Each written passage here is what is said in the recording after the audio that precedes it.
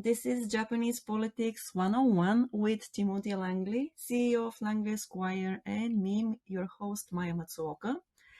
Today we're going to talk about hot topics such as Mr. Suga's predicament, COVID, also the digital agency and the changes going on there.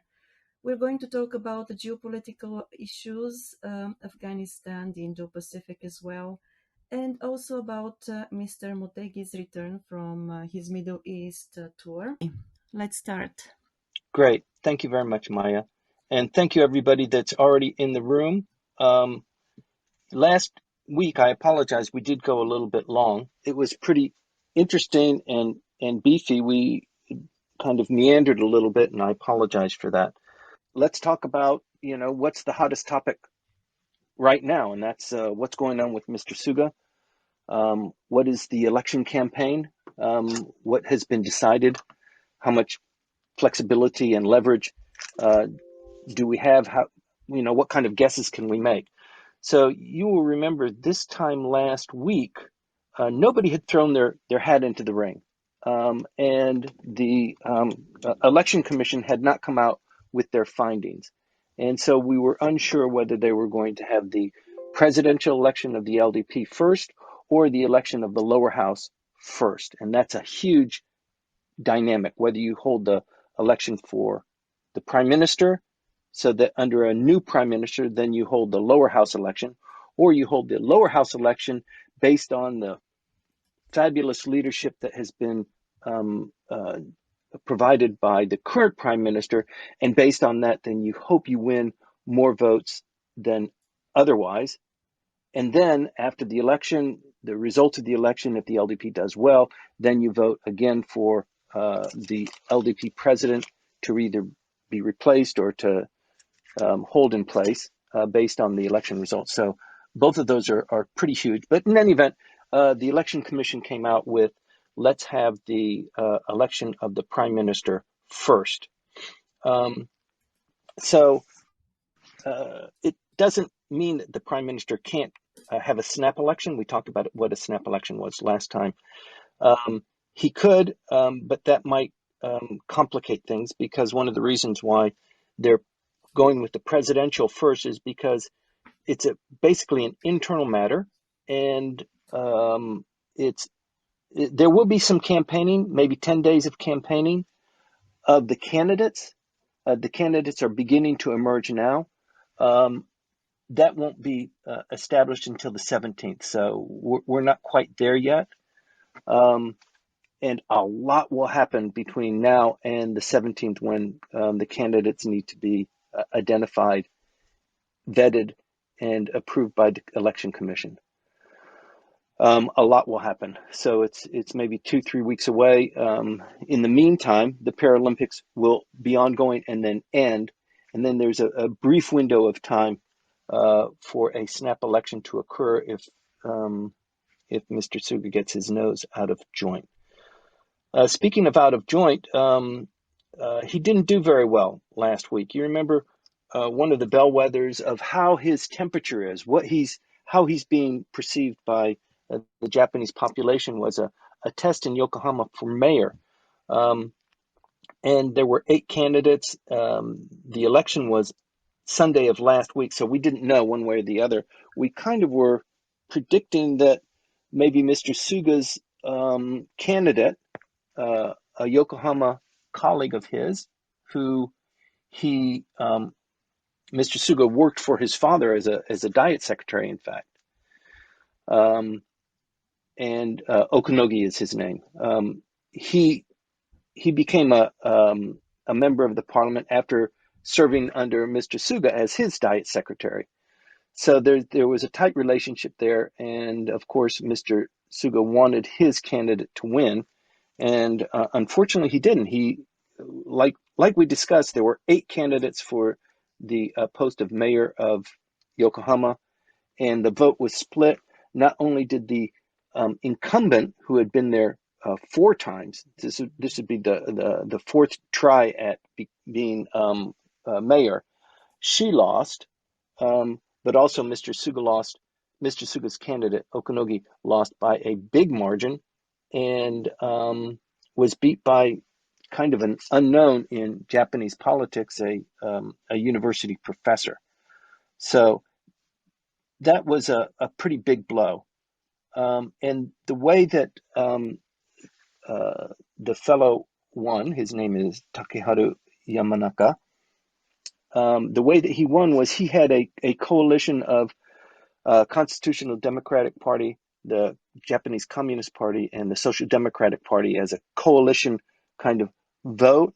The independents voted for him heavily, and the LDP also, some of registered LDP members voted for him. Only 42% of the LDP registered voters in the district voted for Okonogi. So there is a fraction, a fraction, and not a fraction, a fact.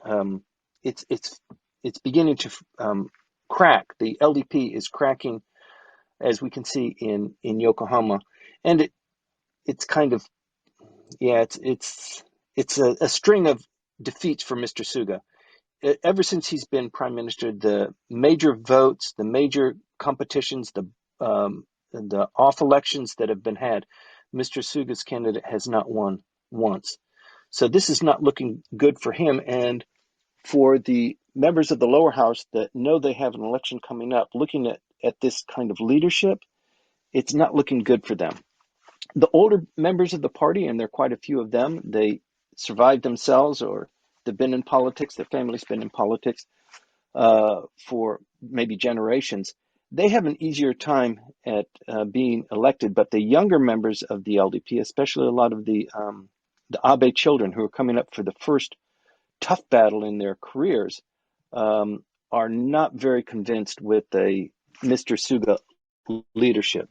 And if you see him on TV, I mean, he doesn't exude confidence and energy and boldness, and so there's a lot kind of residing on that. So the Presidential Election Commission has decided that the election will start on September 17th and end with the election on the 29th, because that is the date of the end of the term of the LDP president currently. Mr. Suga's term ends then.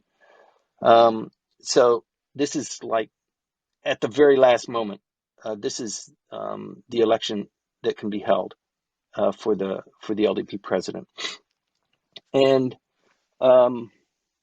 so Yokohama was not a good sign for him, and it just looks like you can't even say it's a toss-up. But if you open the newspapers and look at who is being talked about, suddenly Mr. Kishida is front and center. He has actually identified himself as a candidate.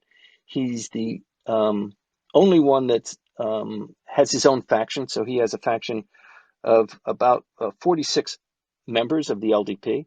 You need 20 to endorse, you must have 20 endorsements in order to be a candidate. So if he has a faction of 46, I'm sure he can ring up more than 20 votes. There are other candidates who have been talked about. There are candidates that we have talked about that suddenly nobody else is talking about. And that's a really interesting aspect of the calculus that goes into the election of prime minister. So I'd like to spend a little bit of time talking about that because it's just mysterious that there seems to be jockeying for position, then all of a sudden people disappear. I'm talking about, Konotaro for one, who was a favorite of the public in general. He was voted the number one most liked candidate, or potentially the most liked potential candidate for prime minister when they did a recent poll, far exceeding Mr. Suga. So right now we have maybe 7 candidates, and like in Yokohama, sometimes when you have so many candidates, it splits the vote. But I think the LDP is going to convince the contenders to take a backseat. So we only present the LDP and actually the general population. So although the population doesn't have a vote in who gets to be prime minister, it does carry significant weight, spiritual weight, lifting up the party, lifting up the voters, interjecting an expectation for the election, and that's critically important too. So right now, let me just talk about who we have. We've got obviously Mr. Suga, who has said he's going to run even after the disastrous results in Yokohama. He still said he's going to run, and he showed no sign of not running. Coming up kind of in a hierarchy is Mr. Fumio Kishida. He is the head of the Kishida faction. We can talk about him in detail if you want to later. Secondly, or maybe thirdly, from the Hosoda faction is Hakubun Shimomura. It is unknown if he will win, if he will throw in his candidacy or not. Then we've got Sanai Takeichi, who is a member of the LDP, within the LDP office, not within the cabinet. And she's indicated her intention to run. She's an 8-term Diet member and a close ally of Mr. Abe, although she is unaffiliated. Then we have Mr. Ishiba, Shigeru Ishiba, who was former defense minister and always a wannabe. In the last 3 attempts to assert the prime minister position, he's always been there. He may run, he may not. Konotaro is also well talked about. We spoke about that just recently. He said that he was going to produce a manifesto on the heels of the election policy, the election commission deciding what they're going to do, how they're going to do it. Is it going to be the prime minister election first or the House of Elections election first? They decided the party president first, and he decided the next day, he telegraphed this weeks ago, to publish his manifesto. Strangely enough, over the last week or so, we've heard nothing from Konotaro, and there has been no fanfare made of his manifesto, although I understand it was produced. I haven't seen it. I've looked for it, but I do understand that it was circulated. And finally, we have Seiko Noda, who is kind of like Mr. Ishiba, kind of always in the wings. She has also indicated her intention to run once again. She tried that 2 times ago, not this last time when Mr. Suga won, but the time before that, and she was unable to get the 20 members of support, so she wasn't a candidate for that. So those are the potential contenders. I suspect that it will be whittled down to Mr. Suga and maybe one more person. If the election for LDP president is 3 people or less, they have one kind of an election. And if it's 4 people or more, then it's a different kind of an election. So I think probably the LDP wants to keep it smaller, more manageable, and probably the decision will already be made before the analysts analysis comes out in the newspapers. These kinds of decisions are usually made in the back rooms, days or weeks beforehand. So that's what we're looking at. And politically, it looks like, it's Mr. Suga's to lose. Both Mr. Abe and Mr. Aso want to keep Mr. Suga. Publicly, they've stated they'd like to keep him as long as they can get rid of Nikai. And Mr. Nikai, on the other hand, has also stated he would like to keep Mr. Suga as long as he hasn't stated this, but as long as he can stay as Secretary General. So those are the battle lines. Mr. Abe and Mr. Aso definitely want to get Mr. Nikai out so that the steerage of LDP politics and campaigning and election district assignments don't rely on Mr. Nikai, because with Mr. Nikai holding that, he's able to collect lots of goodwill and lots of endorsements from LDP members.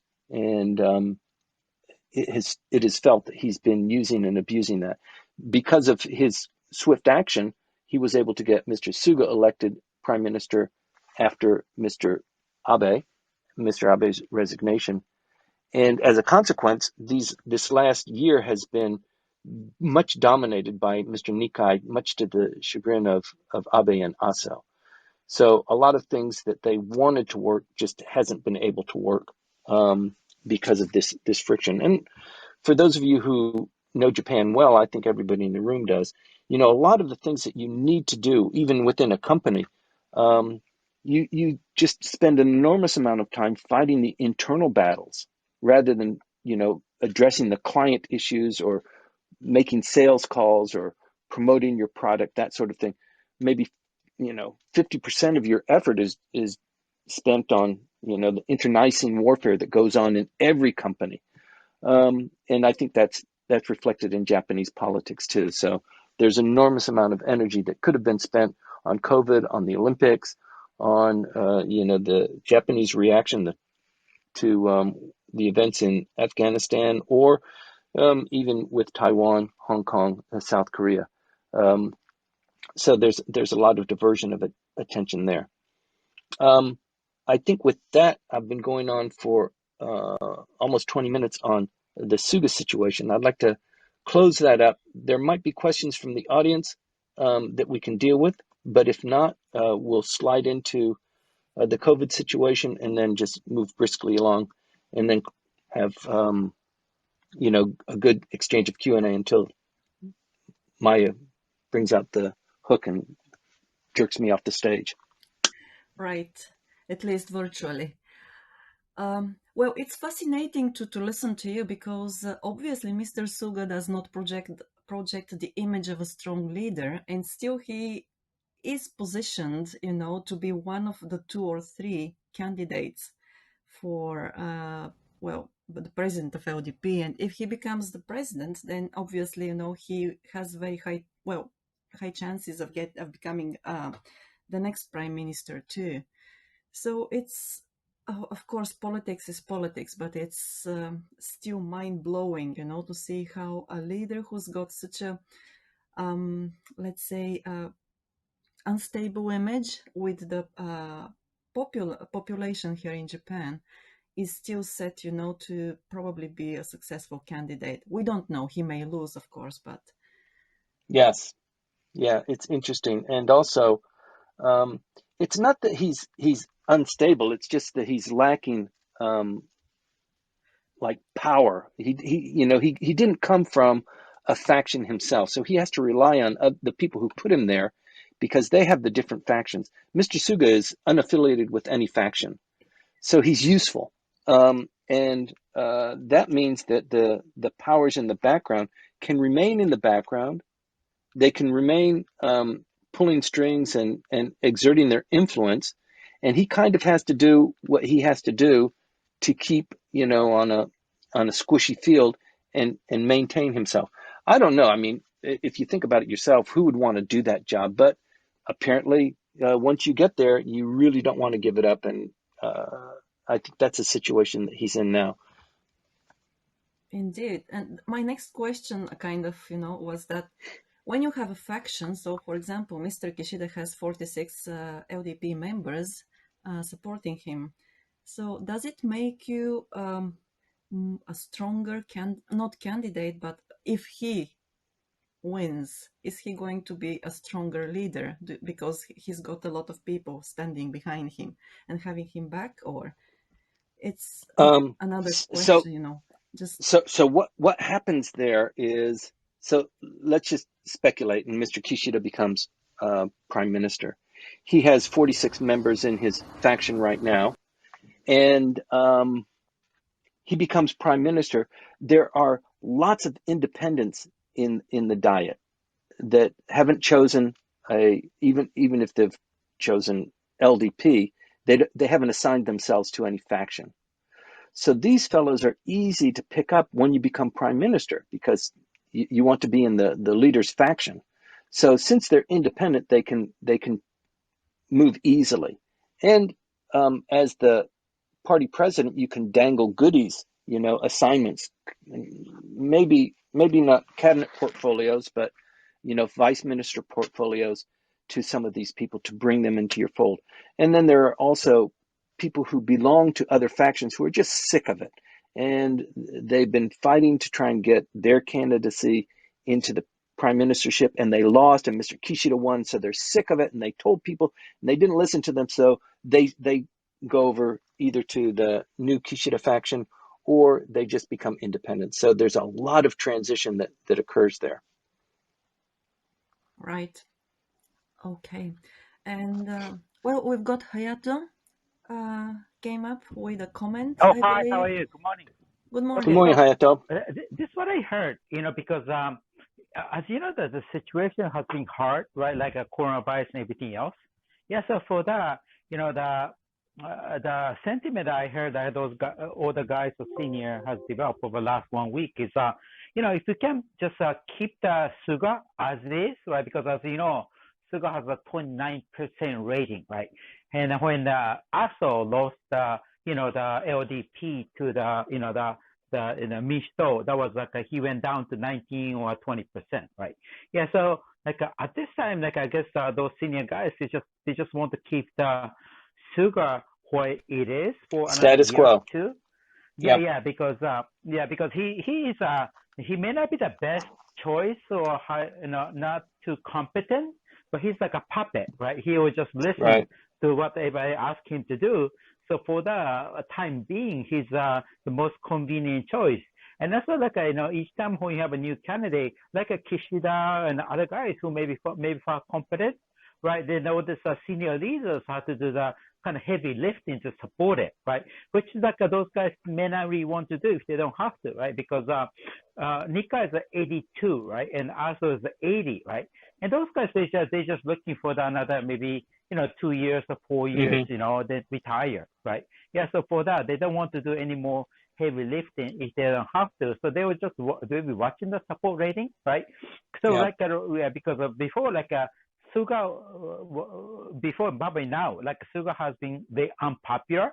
So they kind of thought that his support rate is going to just keep going down, heading to break down, below 20s. But now he's now at the 29 or 30%, which is enough to kind of sustain the LDP as the way it is right now. Yeah. So looks like if it stays where it is, probably maybe the Suga is going to have another term. Right, but it may be but it really depends on how his ability to sustain LDP as where it is a leadership. So if the rating goes down to what ASO was 19%, and then he's going to be replaced. But otherwise, he may just sit there where he is and stay as a puppet for another year or two. Right, and also the LDP leader see him as a very short-term leader. Right, so maybe another 2 or 3 years, but no more than that. Then again, we're gonna see how well the whole sentiment and support goes. Right. In the meantime, this is kind of a difficult time, so nobody will want to kind of step up and take those lead or the hot seat. In Kishida's case, I guess he just always wants to become a front runner or like a alternative candidate, right? Because he is he's called the most capable, the minister or a political executive in the last 20 years or so. So for that, he's personally highly capable, for sure. Under the Abe, first time, second term Abe, Abe never say that. Oh, no, Mr. Kishida is the most capable person. Then again, at this given time, because Nikai and also they kind of looking more like another term before their retirement. So for that, they just want to take it easy as is, right? Yes, I'm done talking. Thank you. Thank you very much. I hope you stick out for the rest of the room. There's a lot of other things that we're talking about that um, could benefit from some of your insight. So please continue to Got it, stick got it. with us. Thanks. Okay. I've got Stephen in the room. I've got I in the room.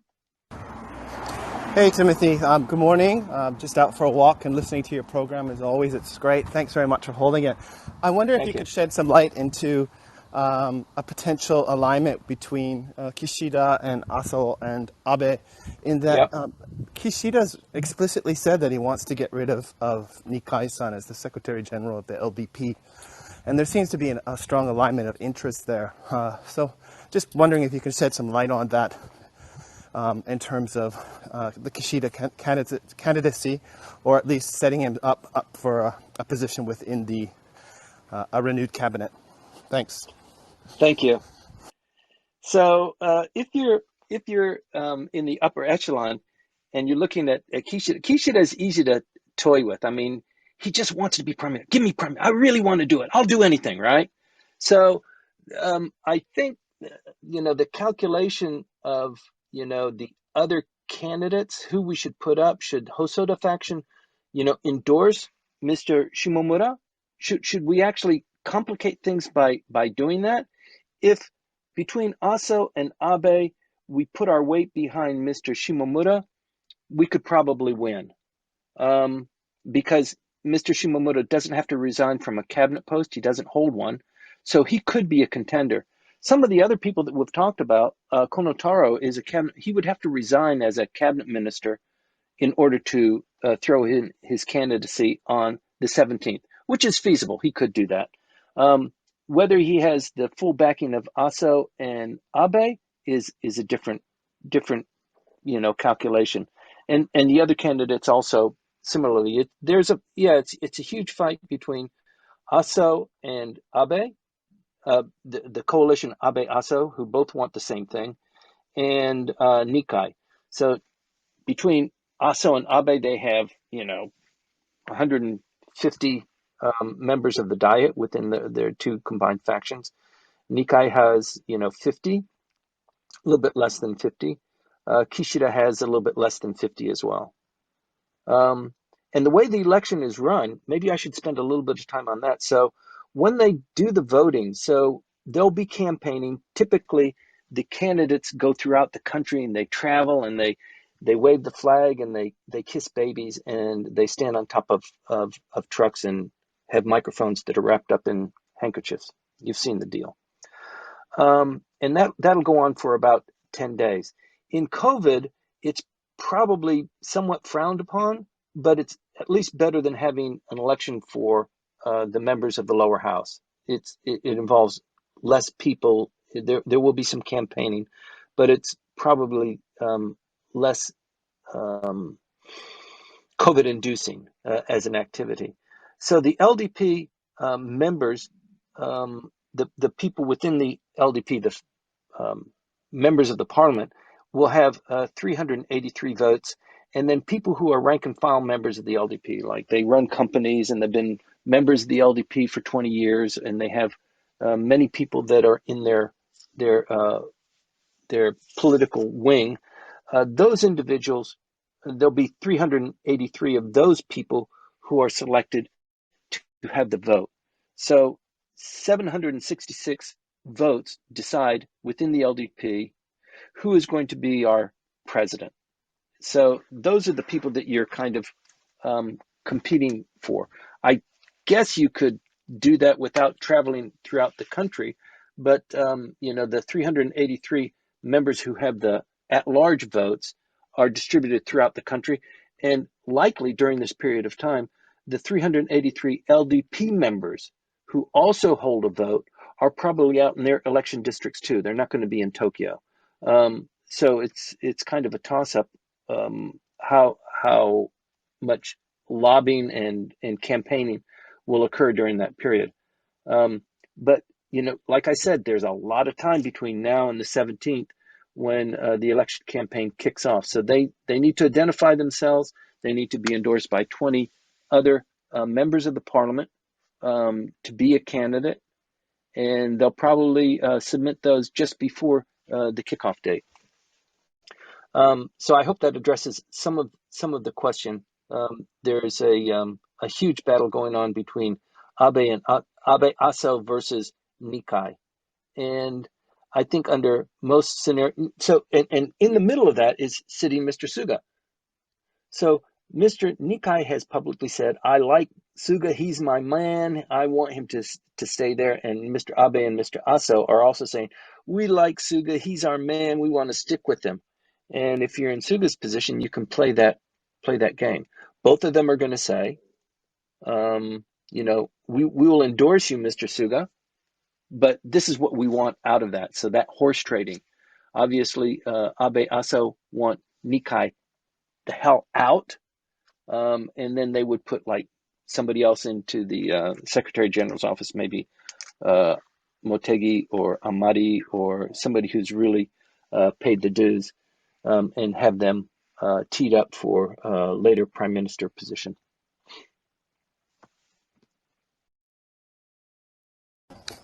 Thanks, Timothy. I just want to add on to that, or just dig a little bit more deeper into the Suga Nikai-san relationship. Because if we look at Japan's foreign policy positions over the past year, in particular positions on Taiwan and China, these are not, I think, policies that Nikai-san would frown friendly upon. So I'm wondering, how thick is that relationship between Suga and Nikai-san in terms of its sustainability and its mutual benefit? Because again, from somebody that looks at foreign policy and thinking about Nikai-san's position vis-a-vis China and his long-term friendliness towards China, it appears that Suga has taken on and continued the former Prime Minister Shinzo Abe's positions on China, if not strengthened it. Great observation and a great question. So part of that is Mr. Suga has never promoted himself as being a foreign policy expert. He is all about the dry bones of internal national politics. That's what he's good at, and he's particularly good at administration. So he's not a shining star there. So I think he would rely on who is going to be most helpful to him in that area of defining Japanese politics that he has no area of expertise in. And maybe there was a deal that he would rely on the Hosoda faction to provide that kind of insight to him. But at the same time, he cuts his own line from time to time and really upsets Mr. Nikai, upsets Abe, does things on his own without telling people. And then they come out, there was a lot of controversy, maybe March, April, about Mr. Suga being and acting very dictatorial. You've got to imagine a guy in his position, no matter what he does, somebody's going to be pissed off. And so probably just throws his hands up and says, look, this is what I'm going to do. I'll take the bullets when they hit me, but I can't stand this bickering, and I can't move within the confines of everybody kind of pulling me. You've got to imagine the situation that he's in, because he's not his own made man. He's there because he owes it to somebody else. So maybe there was a distribution. And also, like in the United States, the American State Department has long been dominated by Democrats. And even when Mr. Trump became president, there was huge fights, and they just couldn't get they couldn't get the State Department to do what Mr. Trump wanted them to do. And the Clinton administration and the Obama administration had really secured resources, long-term resources in that administrative branch. And similarly with the Gaimsho here, I think there are certain pockets. There are factions within the Gaimsho within all of the ministries too. And I think that there are probably the Hosoda faction has probably generated a lot of resources, long-term resources there. So it does have a big impact on how policy is defined and how it's actually implemented. So I think that's where part of the rub is. Interesting. And we've got also Aya. Good morning, Aya. Good morning. Good morning, Good Timothy morning. and Maya. Yes, I have a question for Timothy. Mr. Oh no. Please. Mr. Nikai is an old man, and he's been in politics for, as long as I can remember. And my question is for you is that why is Mr. Nikai has so many, so much power over many politicians from point of view? Giri Inyo. That's Injo. it? Yeah, I think so. I mean, you do favors for people. Yeah. People owe you. You've collected, a lot of chits. Mm-hmm. Yeah, I think that's it. And when you're doing a favor for somebody and their career depends on you. They won an election by the skin of their teeth because of something you did or said or what you gave them as a consequence.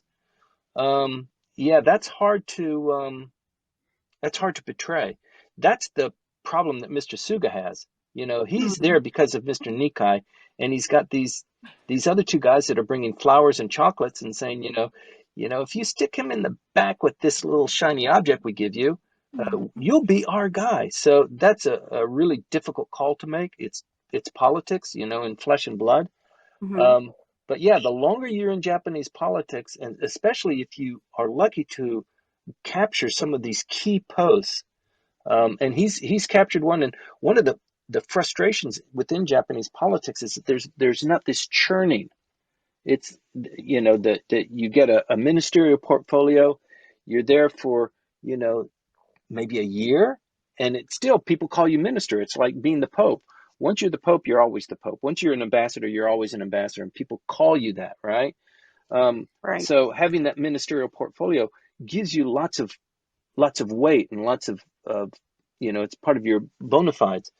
So there's not been that churn where they change the cabinet and new people come in.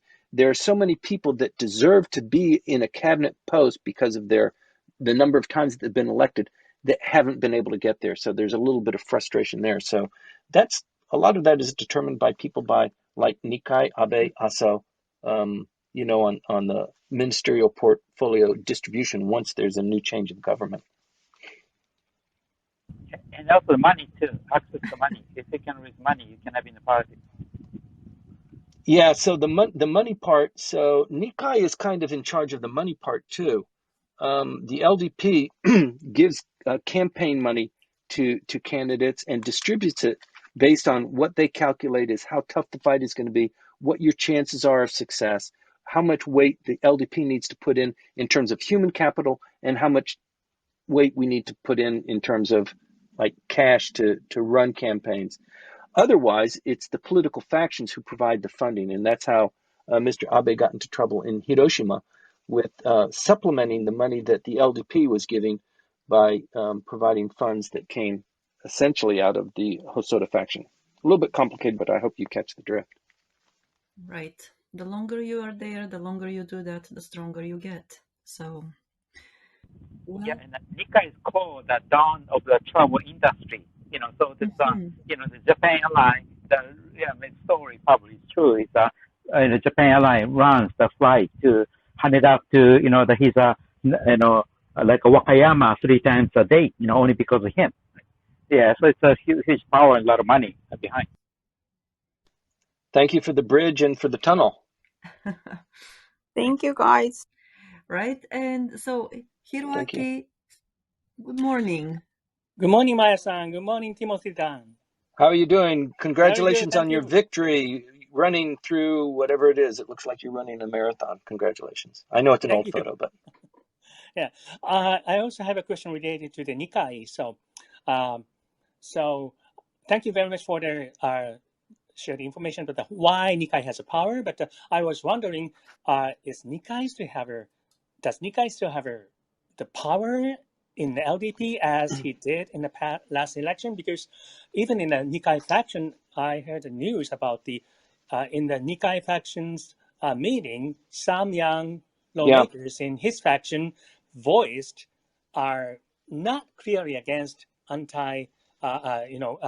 not against the Prime Minister Suga, but lots of young generation lawmakers says like even in the faction they should have a more clear process decision-making system.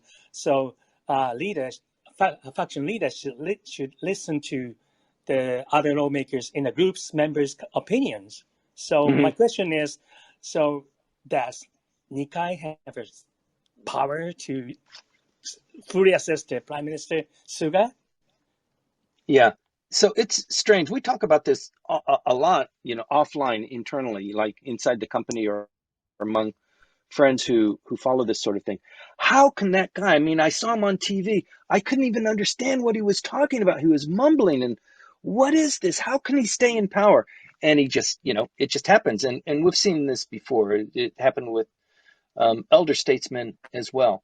And there's just so much, kowtowing and honor that is bestowed on them that until they decide they want to step down, they still have it. And even though they might not have it, and I've experienced this, personally, even though they might not personally have the conversation, they're surrounded by lieutenants, 2 or 3 lieutenants who really are in support of, and they spend more time with the old man, and they know what the policy and what the direction and what the politics are, and they are basically the mouthpiece supporting the power person. So he's mostly drinking tea or playing golf or doing something else, but the machinery, and that's what the beauty of the faction is that although as a figurehead he stays there and he's on TV every once in a while. It's not quite like President Biden, where they're reluctant to put him out on the microphone because they just don't know what he's going to say.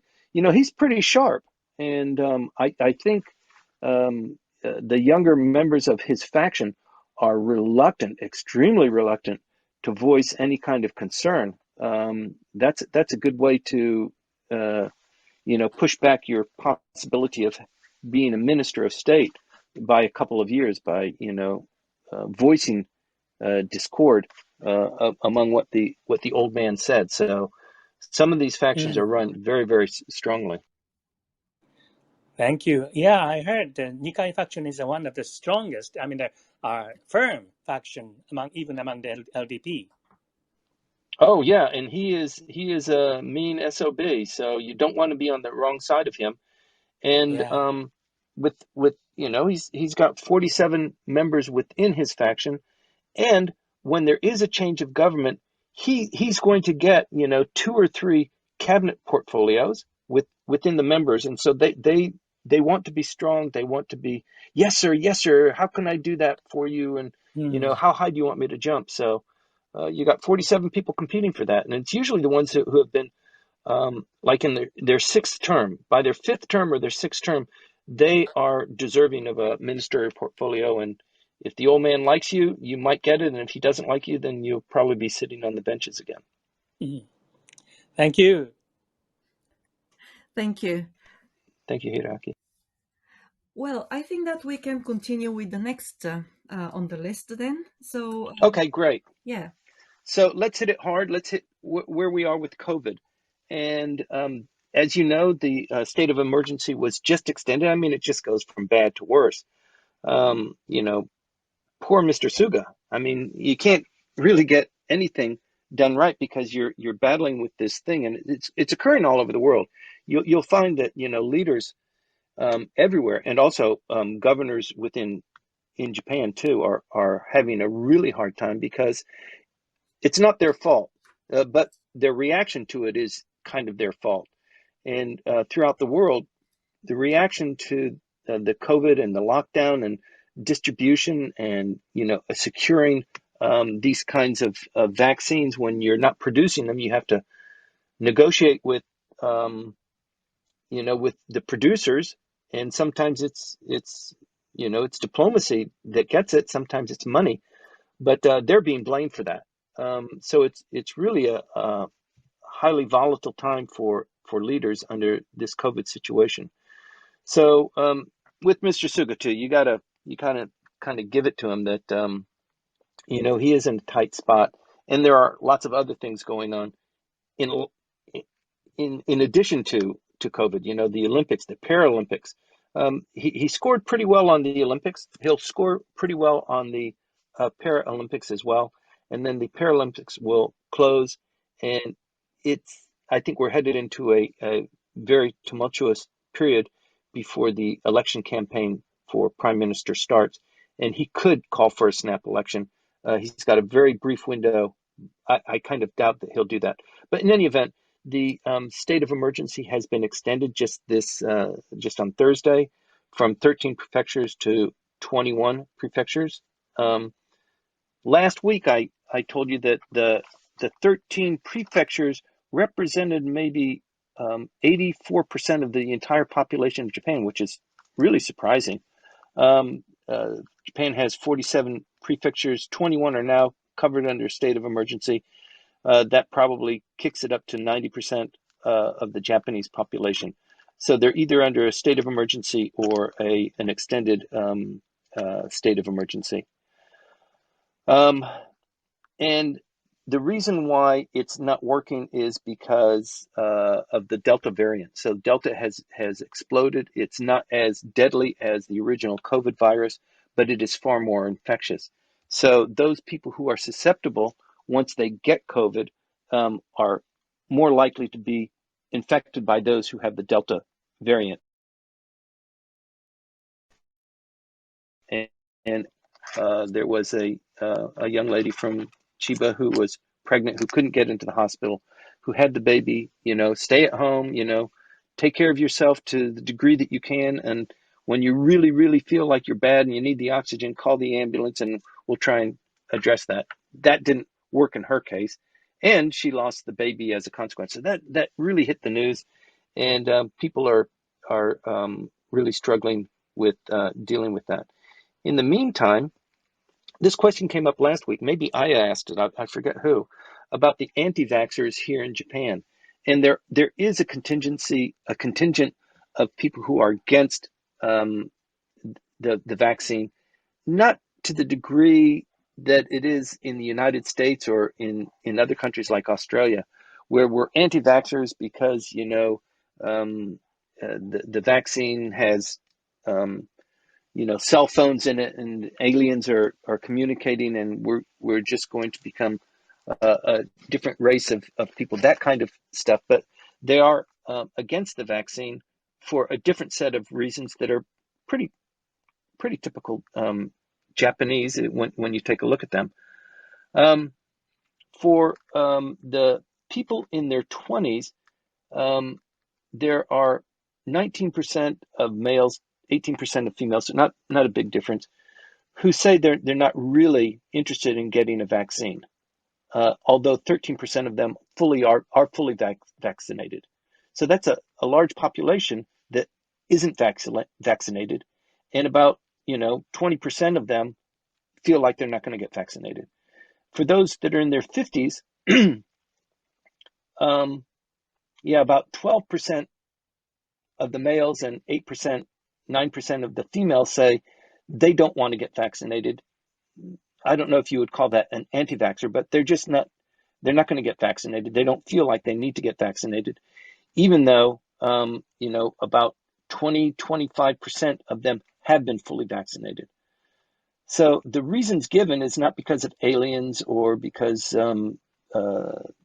whatever the disinformation campaign is, what the flavor of the month is. The reasons given are, number one, the long-term effects. We're not sure of the long-term effects, so I'm kind of ambivalent. And in any event, I don't see that there's a lot of benefit in getting the vaccine because I haven't been hit by it, and it's been going on for a year. I don't know many people who have been hit by it, and I'm young, and it seems like it's, most people who get it, it's a cold at best, and so big deal.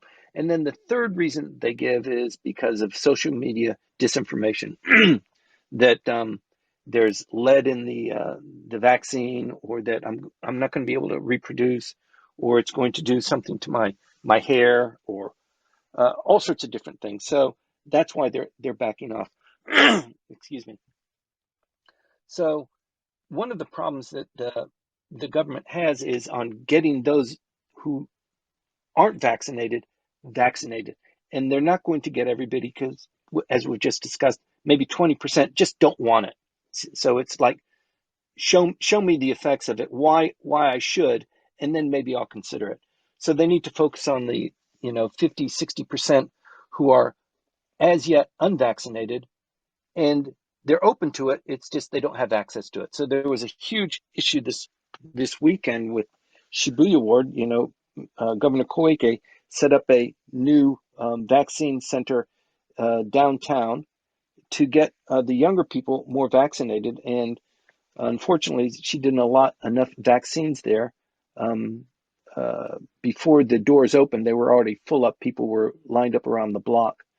And that's number one. It caused a lot of consternation with people who rescheduled their day to come in and get vaccinated, thinking that they would, and they already ran out of the supply that was allocated to them. There was just a huge reaction. So at least the government now knows that, build it and they will come. If we have the vaccines, if we set up these centers, the younger people will come in meaningful numbers.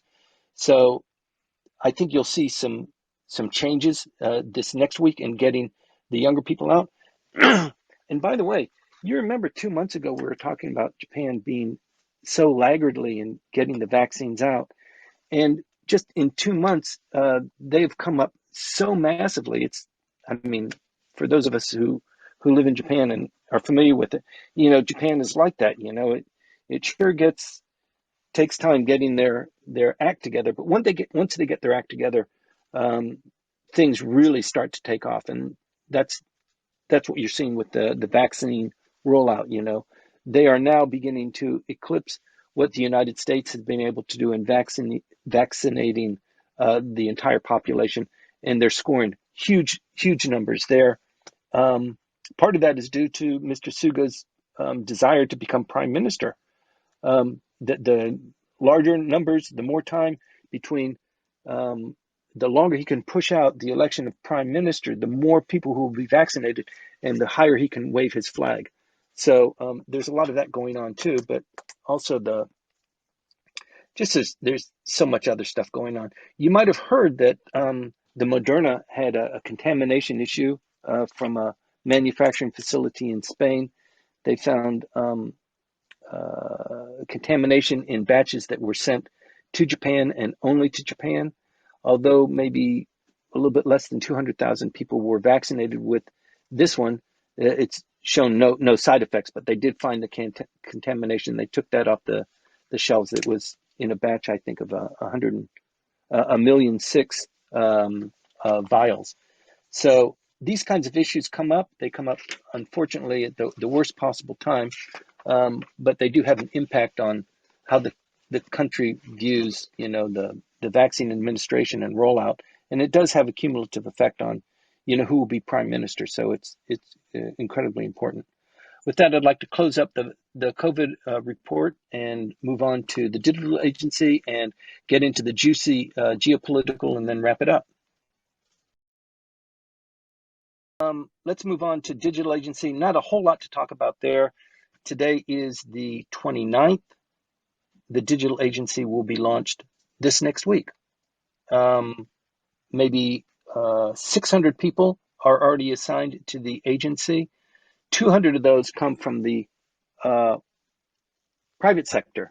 I don't know if everybody knows this. We've talked about it before, but since it is a new initiative, a new agency, how to staff it is a bit of a challenge.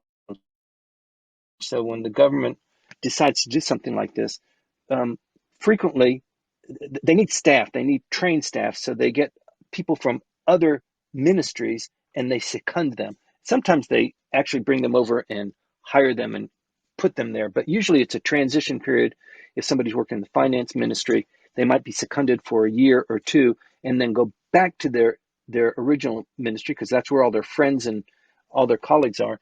With a new ministry, who knows how that's going to happen, but they just don't have the amount of technical weight and intelligence distributed throughout the ministries. And even if they did, they're of such critical value to that ministry that the ministry is reluctant to second them. So they've had to go out to the private sector, because that's where all of the innovation, that's where people are getting the big bucks, because they're good at what they do. They went to graduate school, they went to PhD PhD. They traveled internationally. They were involved in some of the biggest companies in the world, and then came back to Japan. And so they're they're Japanese nationals, and they have the qualifications and the experience, and they're being sucked up. So they did have a call for resumes, and people from all over. I know several who submitted resumes. I know several who were actually picked up. So 600 of the 600 who initially are starting, about 200 of those are from the private sector, and that launch starts in just a couple of days. The space that they will be occupying has already been identified as over by Akasaka Mitsuke, close enough to the Diet compound to be effective and involved and engaged. Because the impact of the digital agency just can't be overstressed. They announced with some fanfare Joey Ito being identified as the head of the digital agency, reporting to Hirai Takuya, who is the minister in charge, the initiating minister. And then it was announced just last week that he's out, and Yoko Ishikura is now the new person who's taking that position. She's at Hitotsubashi University. She has a great pedigree. It's just that she's largely unknown. Joey Ito, on the other hand, is a world figure. He's very well known, and he was identified as being in cahoots with Brian Epstein, who is that right, Brian? Jeffrey I think it's Epstein. Jeffrey Epstein. Yeah, the guy that didn't kill himself. And just the hint that, yes, he must have been on the airplane, he must have gone to the island, he must have been smoking cigars with Bill Clinton. Just that suggestion, I don't think any of that is true. I think he and his media lab received funding from Jeffrey Epstein, and that was the extent of the relationship. Joey Ito doesn't strike me as that kind of a player. I thought he was a great individual for the post, but he's out, and then they've got somebody new. And when you ask, how did that happen? Why did that happen? The reason there is, and you look at Mr. Suga, and he's just saying, look, I just don't need any more problems. I don't want to deal with anything else. And I don't know about the cigars or about the airplane or about any of that stuff. But if any of that is true, or maybe it's not true, and I don't want to deal with it. So let's go with this university professor. She seems to be pretty good. McKinsey, she's got great credentials. Let's put her in there, see how she does. It's a woman, so I get some points for that, and maybe it quells the tide of resistance that I am likely to get in other quarters anyway. So with that, the digital agency is set to be launched. I think it won't be much in the news right away, but probably by New Year's, things will start coming out. They were on again, off again about the fax machines. They're probably victorious on the Hanko and the execution of documents. I think they'll put a lot of energy into the My Number system and getting that integrated throughout Japanese society, and also developing the web page and the facilities, because one of the goals of the digital agency was to have an ability for everybody, even mothers who they went to junior college, or maybe they didn't go to college, and they can use this even though it's digital, it's on the internet, it's on your cell phone. It's easy to use, it's fun to use, it's intuitive, all of those things that don't immediately leap to mind when you think about Japanese technology. That's part of the goal. So it'll there'll be a period of excruciating growing pains, but I think come this time next year, certainly we'll see some great results and some good momentum, but probably we need to wait until maybe Christmas or January, February before we see any significant movement there. Anyway, that's just my prediction. I'd like to close it up on the digital agency. Anybody got anything to toss in there before we close it up on the geopolitical? Well, it looks like Professor Ishikura in addition to the credentials, this is just the right moment. And then for Mr. Suga, this has been really a very good, politically justified choice as well. So let's see how things go. Any other questions or comments?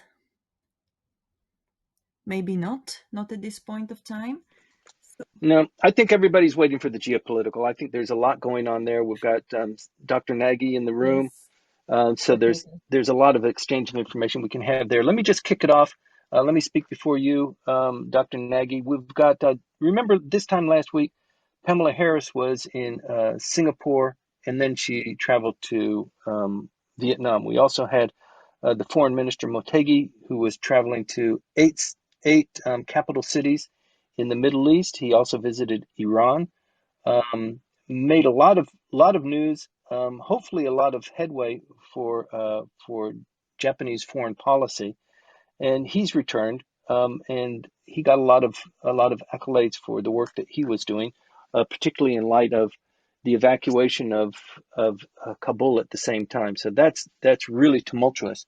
The one thing I did want to mention, it's sending the vice president of the United States to Asia is a pretty big deal. She didn't come to the Paralympics. She didn't come to Japan. Jill Biden did visit the opening ceremony of the Olympics about 4 weeks ago. But the United States presence has not been that dominant. It has not been that aggressive. Has not been that powerful. So when the vice president she came to Singapore first, and I think the real focus of her trip was Vietnam. Vietnam, is somebody that the United States really wants to have a strong relationship with. It borders China and is one of those kind of swing states. So she had her speech in Singapore. She denigrated a bit the Chinese policy and what's going on in the shipping lanes and kind of the aggressive stance that China has taken. She didn't say anything about the source of COVID, although there's a big issue there with a second report out of the United States on, reviewing what was the source and the cause of the COVID outbreak. But apparently it was enough to make somebody mad, because before she took off from Singapore, she received a report from Hanoi that the U.S. diplomats there were suffering from what has become known as the Havana Syndrome. And for those of you who don't know, this isn't a conspiracy theory. This is a real thing. So it is a debilitating injury that is suffered only by U.S. diplomats. It's happened all over the world. It started in Havana about 6 years ago. Diplomats were complaining of headaches, nausea, lack of concentration, inability to do their work. That's where it initially started. These diplomats were flown back to Washington, D.C., went through lots of tests. It is not something that is just happens like a cold and then goes away. It actually has lingering after effects. And throughout that period of time since then, more than 100 diplomats throughout the world have been impacted with the Havana Syndrome. So they know what it is. They don't know how it's transmitted. They think maybe through microwave, through some sort of a electronic beam projector. But as she was on the tarmac getting ready to take off, the reports came in, and the flight was delayed. Apparently, in Hanoi, the people that she was going to meet, who were going to escort her or brief her or be on her one-day briefing session there, were hit by the Havana Syndrome. This is pretty curious. You've got to scratch your head. I don't know if, Stephen, you've got anything to add on to that, but that is a curious thing. And, diplomacy is played in a lot of different ways, and a lot of it is not just by words, and slamming your fist down on tables. It is actually, hard knuckle and in your face. So it appears that this is something that's happened in the United States. Is obviously taking that into serious concern. But her trip did go through, and she came back to the United States to attend several of the briefings with the president, as most of you have seen. So there's a lot up in the air. With Motegi visiting, excuse me, visiting the Middle East, he was one of the highlights was in Iran, where he visited with the leadership there. And one of the complaints that they got was, or that he got, was that, Japan has committed funds to us.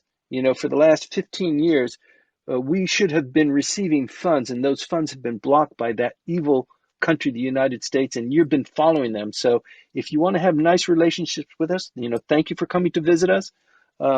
We appreciate the overture, and we want to have friendly relationships with all countries, but particularly those who are withholding funds that we should have received. It's not just aid, but it's also funds that we generated as a consequence of sale of oil. Those funds have been frozen. Please release those so we can get back to business. And everybody else not everybody else, but the suspicious among policymakers are scratching their heads and saying, yeah, of course you want that money and you're going to be developing it, and we know what you want to develop it for. So Japan is a bit of between a rock and a hard place on the releasing of those funds. But those are the kinds of things that will be coming up. And I expect geopolitics to be extremely rich and defining within the next, right now it's already happening, but these next 6 months are going to be really, really defining for Japan, for Japanese foreign policy, for the United States as well. With that, I'd like to open it up. Dr. Nagy, you wrote a great article on Wednesday in the Japan Times. Nice long article.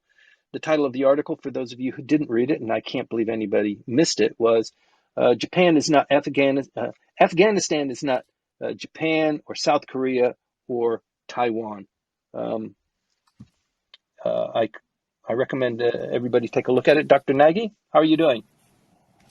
Hey, good. I'm back inside after a long walk. Okay. Yeah, you had a lot on the plate there, Timothy. I think your point about Vice President Harris's visit to the region is really, really important. And a couple of things that I think are important for us to know, and why it's related to Japan, is Vice President Harris announced that the United States would be setting up a branch of the Center for Disease Control in Hanoi. And of course, this is part of the efforts to provide some public good to Vietnam and to Southeast Asia in the backdrop of the virus spreading quite vigorously throughout the region. So I thought that was really, really important. And why that's important, it'll be a place where Japan will also be contributing to Southeast Asia in terms of dealing with this pandemic, but of course future pandemics. And her visit was all about buttressing the United States diplomatic engagement in Southeast Asia, demonstrating it's not just about boats and guns and tanks, but about providing real value to Southeast Asia and the Indo-Pacific in general. So I thought that was very, very important. Second, and I'm going to come back to Afghanistan, I thought this week was very important because the LDP and their equivalent in Taiwan had security talks discussing defense and security over Taiwan and the region. And that's really significant, and that upset our friends in Beijing. But it really shows Japan's delicate dance with regards to Taiwan and how important Taiwan plays in Japan's broader security, those sea lanes of communication that transport Japanese goods in and out of the region, and of course energy resources. So that I think is really significant, and we're going to see a lot more of these kind of unorthodox relations with Taiwan. And then lastly, I think Afghanistan was really, I think the media narrative has been quite critical, but I think when we think about what the evacuation of Afghanistan means for Japan and the U.S.-Japan alliance, as well as other alliances within the region, I think that it's a really, really poor comparison. When we look at the Japan-U.S. alliance, South Korea-U.S. alliance, and the security arrangement with Taiwan, these are decades-long arrangements. And the kinds of interactions that Japan, South Korea, and Taiwan have with the United States is not just about the military. They have scientific exchanges, technological exchanges, educational exchanges, of course, those important people-people relationships. And now we see lots of cooperation in terms of selective diversification of supply chains, talking about some selective relocation of semiconductor plants to Japan and other parts of the Indo-Pacific. So, the alliance relationship that Japan has with the United States, because this room is about Japan, is so deep and so broad and so complex that we just can't compare it to what happened in Afghanistan. The United States mission in Afghanistan was to obliterate Al-Qaeda, and they did a pretty good job on that. It wasn't about building a democratic state, and we've never seen the kinds of comprehensive exchanges that with Afghanistan that Japan, South Korea, and Taiwan have enjoyed. So I think those are really important things for us to be keeping in mind when we're thinking about the region. And then lastly, the so-called Havana Syndrome. I think most of analysts understand this is coming from Russia. And this is, in the broader context, meant to, I guess, show weakness of the United States through these asymmetric means. And by targeting, the Vice President Harris's visit to Singapore, an advanced state within the region, really shows how sensitive the United States are to these kinds of asymmetric attacks. And it's really trying to create a sense of credibility and vulnerability of the United States to partners within the region. Russia's good at it. How effective they're going to be at creating that narrative is an open question, but these are some issues that I think we could also be talking about this morning. Yes, with regard to the Havana Syndrome, I think you're right that it's probably the Russians. It started in Havana, where Russia, rather than China, has the most political sway there. The fact that it happened in Vietnam on the cusp of the vice president landing there indicates that Russia has less to gain than China in that region. So there looks like there's increasing collaboration between China and Russia, which makes a lot of political sense. So the mantra or the talking point that look what happened in Afghanistan, and if you think the United States is going to be there when Hong Kong falls, or when Taiwan falls, or when South Korea falls, you've got another thing coming. So you might realign your alliances or your allegiances because the United States is just not to be depended on. I think we're going to hear more and more of that, man. Yeah, and I think, the Afghanistan, in the Economist last week, they called Biden's debacle. I think that we could look at it in another way. The United States has been able to evacuate around 60 or 70,000 people just this week. That kind of capacity is just not comparable to any other state. We knew this was going to happen. The Biden administration knew it was going to happen. I think the Trump administration knew it was going to happen. They just kind of put it on to the Biden administration. This was, telegraphed well ahead of time that the United States was going to be leaving. It's the right decision strategically. I don't think the Biden administration's going to get out of how it looked optically. But when we look at the domestic voters in the United States, everybody says get out of Afghanistan. So I don't think he's going to pay a price in terms of the 2022 election or the 2024 election. Quite frankly, I think that this will be seen as a strategically difficult but the right decision that allows the United States to divert those needed resources to the Indo-Pacific to strengthen the Japan-U.S. alliance, to strengthen the ROK-U.S. alliance, and to strengthen the security relationship with Taiwan. I think time will look at this Afghanistan issue in a much, much, much better light. Maybe. We've only had that one attack, and it could be, the 30th or the 31st is coming up. It's this week when Biden has committed that we will pull out the troops. that is the time when really people will be emboldened. So it could be that, yeah, there might be other attacks. There could be a greater loss of life, and then and then this tit for tat begins, or this escalation, or there are a thousand things that could happen. There are a thousand things that could go wrong in light of that. So the jury is still out, isn't it? Well, I mean, Al-Qaeda launched its attacks on the United States from Afghanistan. If it launched it from Yemen or it launched it from Oman, that's where the United States would have sent their forces. The United States really had no interest in the terrible things the Taliban were doing in Afghanistan when they were in power. Their interest turned to Afghanistan when terrorists were being harbored there and Osama bin Laden was hiding there. So, it's an unfortunate reality of geopolitics, but, it's interests that Trump values. And, Afghanistan is a very divided society. It's never really had a proper government. It's divided along sectarian lines, ethnic lines.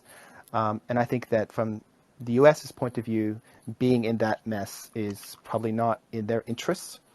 And leaving it the way it is will complicate the life of our Chinese friends and our Russian friends. And I think that our Russian friends are much better placed to manage it because they've had experience with Afghanistan. But our Chinese friends, I think extremism coming out of Taliban will move into Pakistan and will affect China's signature BRI initiative, the Belt Road Initiative, with Pakistan. And this is not good for, I think, Chinese foreign policy in the region, and it will drain resources and it will cause more friction. So we can look at this in a lot of ways, but I think the tragedy is that for those Afghani people. Yeah, let's talk just a little bit about that, if you don't mind. Sure. The refugees, the getting people out. So this time last week, someone asked me, I forget who it was, and they said, well, do you think the Japanese will send any SDF forces? Will they send any airplanes? And I said, I don't think so. They have too much to lose, and were it to happen that Japanese lives would be lost as a consequence of that, the impact would be so great. And then the next day, Japan announced that they would be sending 4 airplanes that are in the region to begin that extraction. That only started on the 27th, a couple of days ago, and it's been mildly successful. They've gotten a couple of planes out. A couple of planes went in and then left empty. Some of them went in, couldn't land, and went back. But they're only ferrying from Kabul to a neighboring state. Let's go ahead and open the room, Maya. Right. We're at the 90-minute part right now. We are, yes, we are. So, right, I'm opening the room now. We've got Rumiko. Rumiko, welcome on stage. Rumiko. Nice. Okay, Yes. yes. Right, now I can hear you well now. So, Hi, Maya and Timothy and Stefan. Thank you for your great insight Thank you. again. Yeah, I'm just like, I'm so sorry that I'm not so knowledgeable about this topic, but well, with regards to the geographic, geopolitical position as well as self-defense forces, I'm wondering how China or Korea would be reacting towards these like self-defense forces that's getting into the international war to try to be more active because every time, like, let's say when, Prime Minister is sending somebody to the Yasukuni shrine and talks about all those, like, Second World War and stuff like that, they try to be politically, like, act on it somehow to, like, getting the attention or try to be funny or what, I don't know how to articulate my words, but, when the self-defense forces demands from other countries, let's say US or the Afghan or, other like UN or whatever, is demand is there, I'm not quite sure how China or Korea would be reacting towards it, and I want to invite the insight from from your Hmm. perspectives. Thank you. Yeah, I think with China, they are very quick to react, at least vocally. Like you said, they score points whenever somebody in the cabinet visits Yasukuni, or whenever the United States and Japan hold some joint exercises, or even in South Korea. Um, they do that, with great veracity. And you can always look forward to that because these wounds, these scars, still exist, and there's still many people that hold grudges against Japan for what happened 76 years ago, or actually longer than that. But um, yeah, putting weight to that is yet a different issue. But Maya was talking about Takeichi Sanai, developing more of a defense posture and changing the name of the self-defense forces to the National Defense Forces. Just the name change alone, I think, is one of those electric issues that would um, generate lots of vitriol from China, that Japan is going militaristic again. But I think um, the the flow of history tells us that that's a natural thing to happen under the current state of affairs, that Japan needs to do that. They need to develop their own policy. They don't need to be as beholden to the United States. They can't be.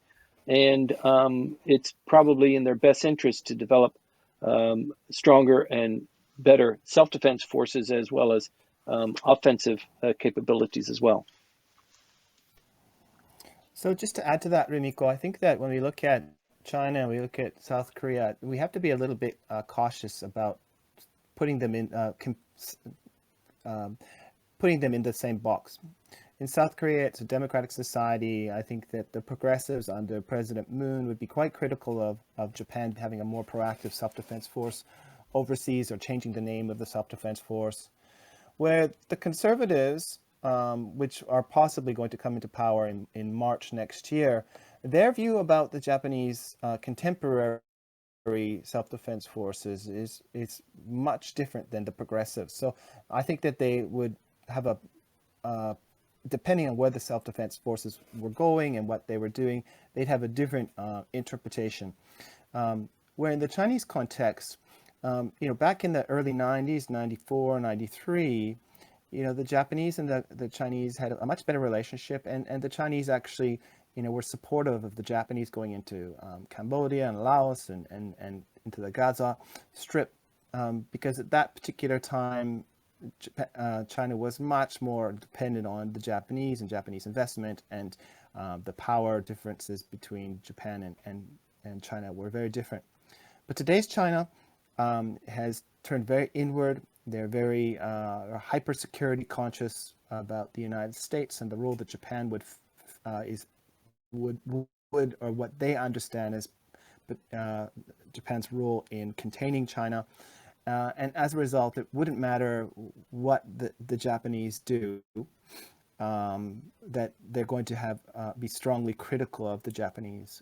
Just this week, we're going to probably have a defense budget actually released, and we're going to see an increase in defense budget, and they'll talk about Japan militarizing. But when you take a real granular look at what Japan's doing and the kinds of tools that they're going to be acquiring, they're very defensive in nature, not having the ability to project power into China proper. So I think we need to look at this in a bit more nuanced way. And lastly, I think that if you turn your gaze away from South Korea and China, and you go to Southeast Asia or Australia or the European Union, or all of those places welcome a more proactive Japan. They welcome it in terms of self-defense forces, in terms of diplomacy, in terms of in trade and investment. So I think that we need to be a little bit careful how we think about Japan and its self-defense forces, and which countries actually are much more supportive of Japan versus others.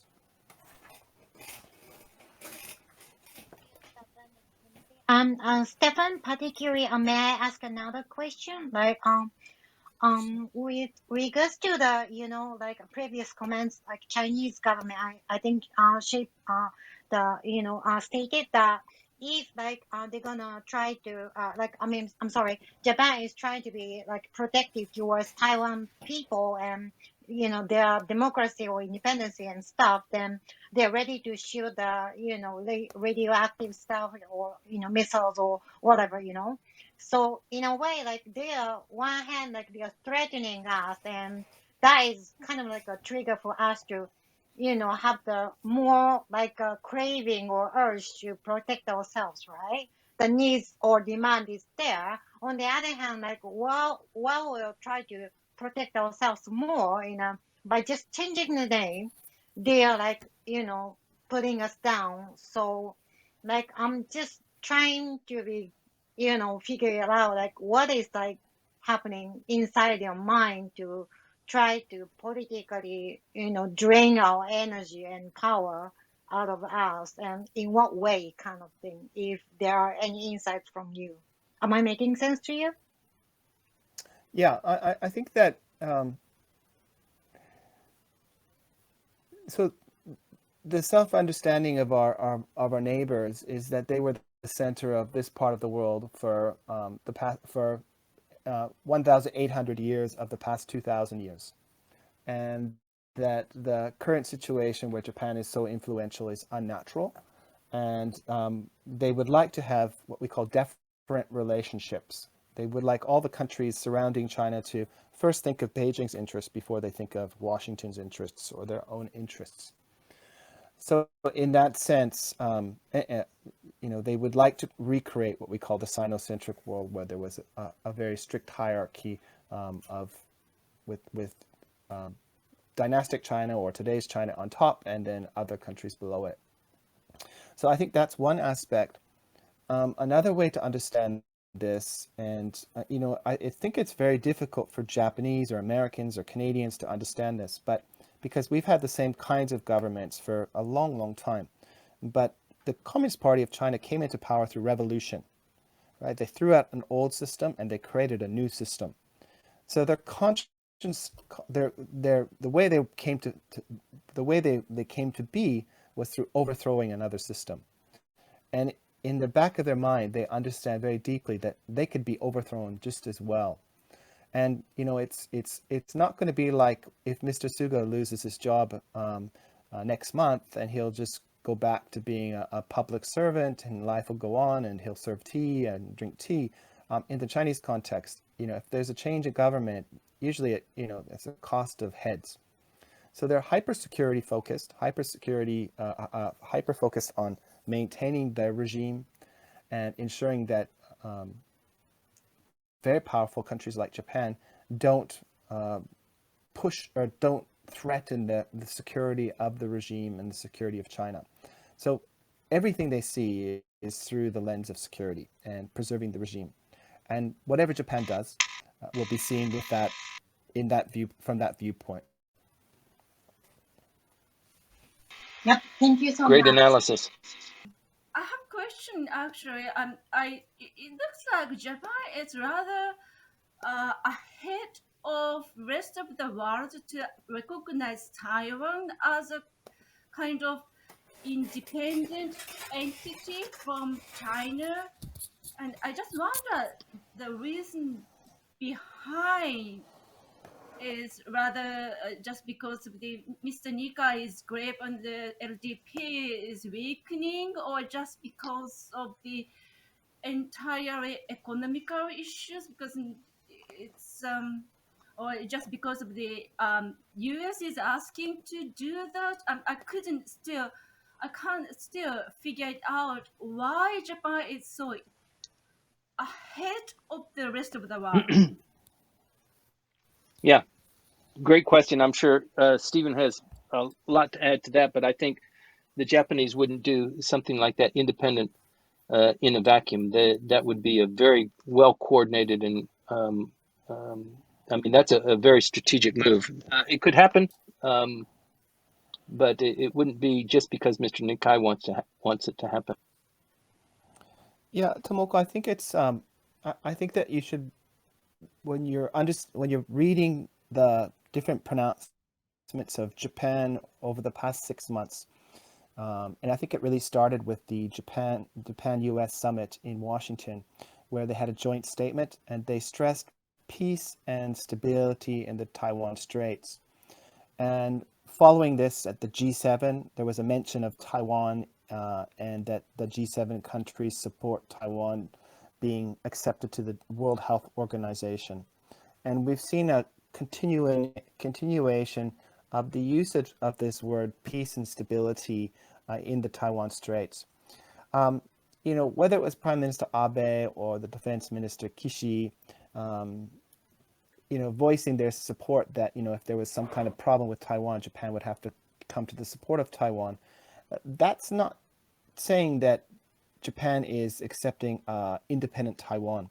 Japan's position, if you really read through the documents and you kind of put it into context, is about maintaining the status quo. And since what happened in Hong Kong and the fundamental overthrowing of the one country, two systems in Hong Kong, Japan has become so concerned about what does it mean if something similar happens in Taiwan, with the mainland de facto taking over Taiwan, and what does that mean for stability in sea lanes of communication?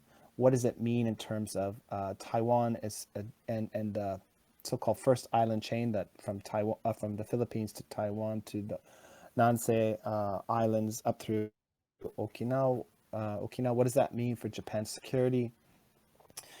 So they keep trying to send the message to Beijing: we're not going to change our one China policy, but you should not change the status quo by force, because it's directly connected to our economic security, and it's directly connected to stability and peace in the region, and we want the status quo. And lastly, Japan is continuing to try to send the same message to Taiwan, because Japan doesn't want to embolden the pro-independent groups in Taiwan, because if they've tried to force independence, Beijing will step in using force, and that again will not be in the interests of Japan in terms of stability of the sea lanes of communication within the region, and the integrated nature of Japan into the region's economy. But my question is, why Japan a front runner, the front runner, rather than among others? Well, I think it's big enough to push back against Beijing. It understands its leverage. It has a really, big friend, the United States, and Japan is, very well integrated into the region's economy. But I think it goes back to the point of, how important peace and stability in the Taiwan Straits and around Taiwan is for Japan's economic security and its broader national security. And I can't tell you how important it is, right? Most of Japan's trade goes through the South China Sea up through the Taiwan Straits or around Taiwan and into the East China Sea into Japan. Most of its energy resources come in and out of those arteries. And if there was any kind of problem, the Japanese economy would stop. And, that is the calculus, right? They need to have peace and stability in these critical area. And I think this is why Japan is so forthright. South Korea, its biggest trading partner is China by far. I think it's still dependent on the same sea lanes of communication as Japan, but less so. Southeast Asian countries, they're not as dependent on this region, on Taiwan as Japan is. So it really, boils down to how important that region is for Japan's economic and national security. And I don't think other states have the same. They don't have the same amount of interest associated with Taiwan. Thank you very much. I've been discussing with my best friend who is a Taiwanese descendant. That's why I've been discussing with her a couple of times. So I just wonder. Thank you very much for your answer. It clarified me a lot. Thank you. My pleasure. Just to the Tomoka-san's question, just wondering whether there is any chance that actually Taiwan is the one who was trying to pick up the Japan as a leveraging point to be independent in a way, because like we have such a like historical as well as political and probably even economical, especially from the semiconductor perspective or other technological perspectives, like they have been getting a lot of like benefits and stuff, and like vice versa, like you said about like the sea or the logistics and all. But their education is like trying to let everybody started to learn English from the younger age, and things started to go global rather than just like learning Japanese, like although like the older generation was like colonized by us and they can speak Japanese and all that thing, so they are just stepping more forward, Japan, and just go global. And I feel like more like Taiwanese people trying to like look at us as like a stepping stone to go global by themselves or something, like rather than Japan try to do the leading or what. Like, what do you think about my thought? So I think that there's definitely groups in Taiwan that would probably echo what you said in terms of using Japan as a tool to try and create an independent state. But I think this is by far the majority or minority. I think that a very sober look at the power relationship between Taiwan and the mainland means that your best bet is to try and promote the status quo as long as possible.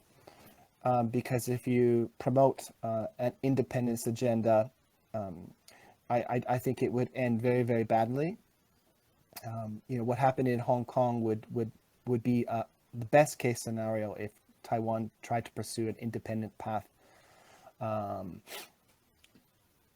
the same time, I think that Taiwan would like to strengthen its relationships with countries like Japan and the United States and others as a tool to create what we call more strategic autonomy. And what that means is they can make more choices about how to act as an entity in the region. So, for example, they would be able to participate in the World Health Organization or in terms of helping deal with pandemics and other crises. So I think that creative thinkers in Taiwan are thinking more about how to maintain the status quo and increase their strategic autonomy by working with partners like Japan as a state level, but also working with different organizations in Japan. And I think some of you may or may not know this. Taiwan also claims the waters of in and around the Senkakus, and so does the mainland. Japan and the mainland have not been able to come to an agreement, but Taiwan and Japan, they came to an agreement, not at the state level, because that is not what Japan can do, but their mutual fisheries organizations came to an agreement that they could jointly use the resources in and around the Senkaku Islands. So they found ways to work together and to have a beneficial relationship in and around the Senkakus and to bypass the territorial questions. And I think that is probably the direction that Japan and Taiwan are going to continue to pursue, is expanding the non-state kinds of relationships so that they can build strong ties, but they can still maintain the one China policy. And then we've got also Ren. Good morning, and thank you for coming up to the speakers, joining us here. What are your thoughts today? Yes, good morning, Maya. Good morning, everyone, and especially Timothy. Since this is about the Japanese politics, I would like to ask a question centered around Japan. This is about the Afghanistan. I think many media, a lot of media has mentioned about this has been America's failure and so on and so forth. But I think Japan cannot escaped from being criticized as being a country also failed to support Afghanistan. Japan is not totally free from this because not many people know this, but Japan is only after the US as a second country that has been offering ODA or the economical support to Afghanistan. And that money for the last 20 years kind of went flushed down to the toilet, right? Because Japan was also hoping, just like with the United States, hoping that the Afghanistan could become a more woman-friendly or democratic country. But sadly, this is not to be. So the question I have is, this last week, I believe there was a G7 meeting, and I think the consensus was that nobody has agreed to support Taliban as an official government or ruler yet. Yet China came out to very quickly support Taliban as a new government, which was a surprise to me. I'm not sure if this was a surprise to experts, especially Stefan here. But now that we had this suicide bomb, and China came out to criticize the suicide bomb very strongly. But if you think about it, if you were just a few days ago making official comments from this foreign minister, this guy always talks a lot of things of China, that he believed that Taliban is doing a better job than the US. I believe that's what he said, to govern Afghanistan. But Taliban was the government that couldn't stop the suicide bombing from happening. So we have this contradictory comment from China. With all this situation now, what do you think Japan will do to Afghanistan in terms of recognizing this new government or not? Do you think Japan will be just following whatever the G7, everybody says this and I say this? Or do you think Japan could take a leadership role in this to define how the new government of Afghanistan should be? Because after all, Japan is the only country among the G7 that is really an Asian country. So I personally think Japan should voice more. But what do you think, and what do you think Japan will do in the G7 community? Thank you. Thanks very much, Ren. This is a pretty deep question. I think when you ask if Japan is going to take a leadership role in just about anything, you would not be criticized for always reaching the conclusion that it will not. Japan is good at some things. It is distinctly poor at other things. And taking a leadership role in something like that, at that diplomatic level, I think is unlikely. They're probably likely to do or take other paths. But in the current political climate, we talked about this earlier. I think you weren't in the room yet, Ren, and we do remember that when you sign in. So those demerits will be assigned to you appropriately. But we were talking about, I think Stephen and I were talking about the United States declining role and being blamed for a lot of what's going on in that region. And since Japan is in a supportive role to the United States, and it is in Afghanistan as a consequence of that role, I think probably it would not be something that the Japanese politics would handle at this current point in time. The definition of Japanese foreign policy, how it is massaged and managed and implemented, is not really coming strongly out of the Prime Minister's office as it is out of the Gaimsho, the foreign ministry, as it should. But that definition, there's no leadership of a strong enough caliber to take the reins and have the conviction to say, this is what our position is, and this is how we feel, and as a country, this is what we need to do. I think they would be looking over their shoulder at the United States before those words even began to form in their throats. But I'm open to other views on that. So then I think that it's a bit too early to tell. We don't know what kind of regime the Taliban will be moving forward. I mean, we can make some assertions based on the Taliban of 20 years ago, but I would be surprised if we're going to get the same Taliban in governance today. If they learned their lessons, they will probably try not to harbor terrorism. If they learned their lessons, they will try to be slightly more moderate. And by doing that, they can avoid the international pariah status that they may have if they return to the old Taliban ways.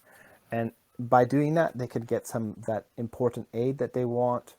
Probably some countries and aid groups would re-engage with Afghanistan to some degree to provide some developmental services. But I see Japan as a peripheral actor in that and not a driving actor in that. All of that requires some kind of security apparatus. Now, that doesn't necessarily mean the United States. It could just be a predictable Taliban partner. But at this stage, we just don't know. They just took over the capital this week. The United States will be leaving, and there'll be a security vacuum as the United States and other allies leave. Will Taliban govern properly, and will they be able to provide the resources for their people? At this stage is an open question. I think just it's too early to tell where Japan will be amongst the G7 in terms of really managing a post-American Afghanistan. Thank you. And on the related question that I kind of covered in my question earlier, China's strong support to Taliban, to recognize Taliban as a new government. I think I should say almost, because it was just a spokesperson from the foreign minister of China recognizing Taliban as a new government, even praising their management of the country better than the American government was able to help, which kind of a slap of the American face, right? Do you think they're going to continue on this path, and how Japan will be affected by that attitude, should I say, from the China's endorsement of this Taliban government? So, then the Americans have done an important job in terms of keeping terrorism down in Afghanistan over the past 20 years. And in many ways, the Chinese and the Russians have outsourced their counterterrorism operations to the United States unofficially. And that has meant that on their periphery, through the Kazakhstan and all the other stands, that terrorism hasn't been able to percolate into China to the same degree that we might expect. But with the vacuum in security, the question is for the Chinese is, will the Taliban's, they're evangelical Muslims, right? They want to spread a very conservative view of Islam. Will they look across the border to Xinjiang and start to support those Uyghur people that are in re-education camps and seeing their religion and their culture being crushed by Xi Jinping's vision of China? And that's a real worry for China. The last thing they want to see is terrorism being imported into Xinjiang in any degree. The message for, I think, persecuted Islamic communities around the world, including Xinjiang, is look what the Taliban did. They defeated the Russians and they defeated the Americans. Maybe we should double down. So that's one aspect. I think the Chinese are seriously thinking about how to prevent that. And the best way to prevent that from their point of view is be as engaged as possible, as uncritical as possible, and send the strongest of messages to the Taliban that if you support any kind of pan-Talibanian initiatives, that we will come down hard.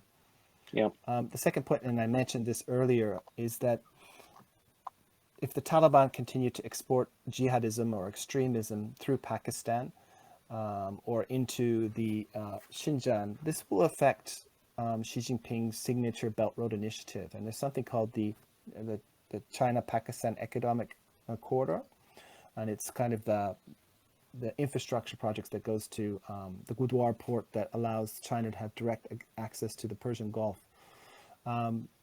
The Chinese are worried that extremism can affect these important infrastructure projects and the BRI initiative. And as a result, they want to get in there and, try to work with the Taliban to prevent, the huge investment they've made in Pakistan from being subject to extremists. So they have a lot of interest in the region. And the interest isn't so much on seeing the Taliban being successful, but seeing the Taliban being stable so that they can protect the Chinese interests. Mm-hmm. Yeah, the Thank only you. thing that I would add to that, Ren, and forgive me if you were in the room initially, I was just kind of making a jab at you. I was in the room earlier. Okay, thanks very much. The only 3 points that I would like to mention in light of what Stephen has added is that number one, there are still scores that need to be settled, not necessarily on the U.S. side, but on the Taliban and the ISIS side. So the story isn't over yet. I mean, it's probably going to get worse before it gets better. The second point is that unfortunately, the United States is in a position to be the recipient of all the blame for this, even if it's unwarranted. I think the United States is in the worst seat to be pointed at and saying, it's your fault. All of the things that are bad or that happen as a consequence of that will be pointed at the United States, at least as in a contributory fashion. And then finally, the United States is always going to be doing things in collaboration with Japan in this region, as it is in how it got into Afghanistan in the first place. So the jury is still out, and I think every week something new happens. So we'll have this conversation again in 1 week, and we'll be talking about things that potentially we hadn't even conceived of as discussion points this week. So it's a very live and moving target. So very active, and I appreciate everybody contributing to this room. And that's why I'm attending your room every week, because it's moving so quickly every week. Thank you. Thank you. Regarding this Afghan, right? So, China, Russia, Iran, Pakistan, and the Turkey, they are ready to just support and recognize this. So, for plan for Afghanistan, just move forward with those support. That's one, right? And also China, they want to dig up the lithium because they want to become the dominant global leader in the battery and electric car, right? So China has 25% market share now in the lithium. If they can get hold of lithium in Afghanistan, they're going to own like 90% global supply. So that meaning that China is going to dominate all the batteries and electric car and mobile phone, everything else globally, which the U.S. does not want it to happen. So for that, like we just saw, this Masood, who is the son of the deceased commander, who started this resistance. But when, right behind the picture of the guy, there's a Western face, probably British American face. So it's Taliban too. So this whole kind of chaos that kind of went in for the last 20 years or 200 years, they'll just continue, right? Because for the United States point of view, it's so much cheaper to just do this sponsor, Taliban too, and just like start shooting and bombing, than doing a war or try to negotiate with China, because China will maybe not give up the opportunity to become a global leader in lithium. I'm done talking. Thank you. Thank you very much for that. The big news is that on September 6th, we're going to open the first room on the Indo-Pacific and Japan's role in it, with Stephen Nagy, Dr. Nagy, as the main speaker there. So the room will be open at 8 o'clock p.m. Japanese time. So if you have time on Monday night at 8 o'clock, please join us for insightful analysis. And also you will be welcome to join the discussion with Dr. Nagi there as well. We're looking forward to seeing you again next time. Thanks.